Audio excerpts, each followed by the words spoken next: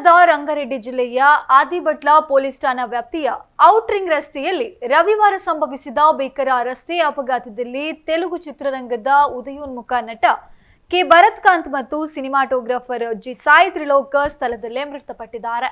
ಮೇ 10 ರವಿವಾರ ಮುಂಜಾನೆ ಸುಮಾರು 3:20 ಸುಮಾರಿಗೆ ಈ ಘಟನೆ ನಡೆದಿದೆ. ಮೃತರಿಬ್ಬರು ಆಂಧ್ರಪ್ರದೇಶದ ನೆಲ್ಲೂರು ಜಿಲ್ಲೆಯವರಾಗಿದ್ದು, ಕೆಲಸದ ನಿಮಿತ್ತ ನೆಲ್ಲೂರಿಗೆ ಹೋಗಿ ಅಲ್ಲಿಂದ ಕಾರಿನಲ್ಲಿ ಹೈದರಾಬಾದ್ಗೆ ಮರಳ್ತಾ ಇದ್ರು. ಕಾರು ಎಕ್ಸಿಟ್ ನಂಬರ್ 12 ಬಳಿ ತಲುಪಿದಾಗ ನಿಯಂತ್ರಣ ತಪ್ಪಿ ಮುಂದೆ ಚಲಾಯಿಸ್ತಾ ಇದ್ದ ಕಂಟೈನರ್ ಲಾರಿಗೆ ಹಿಂಬದಿಯಿಂದ ವೇಗವಾಗಿ ಡಿಕ್ಕಿ ಹೊಡೆದಿದೆ. ಡಿಕ್ಕಿಯ ತೀವ್ರತೆ ಎಷ್ಟಿತ್ತೆಂದ್ರೆ ಕಾರು ಲಾರಿಯ ಅಡಿಯಲ್ಲಿ ಸಿಲುಕಿ ನಜ್ಜುಗುಜ್ಜಾಗಿದ್ದು, ಲಾರಿಯ ಹಿಂದಿನ 2 ಚಕ್ರಗಳು ಕಲಚಿ ಬಿದ್ದಿದೆ. ಅಪಘಾತ ಸಂಭವಿಸಿದ ತಕ್ಷಣ ಏರ್ ಬ್ಯಾಗ್ಗಳು ತೆರೆದುಕೊಂಡಿದ್ರು ಸಹ ತೀವ್ರವಾದ ಪೆಟ್ಟು ಬಿದ್ದಿದ್ರಿಂದ ಇಬ್ಬರು ಸ್ಥಳದಲ್ಲೇ ಕೊನೆಯುಸಿರೆಳೆದಿದ್ದಾರೆ.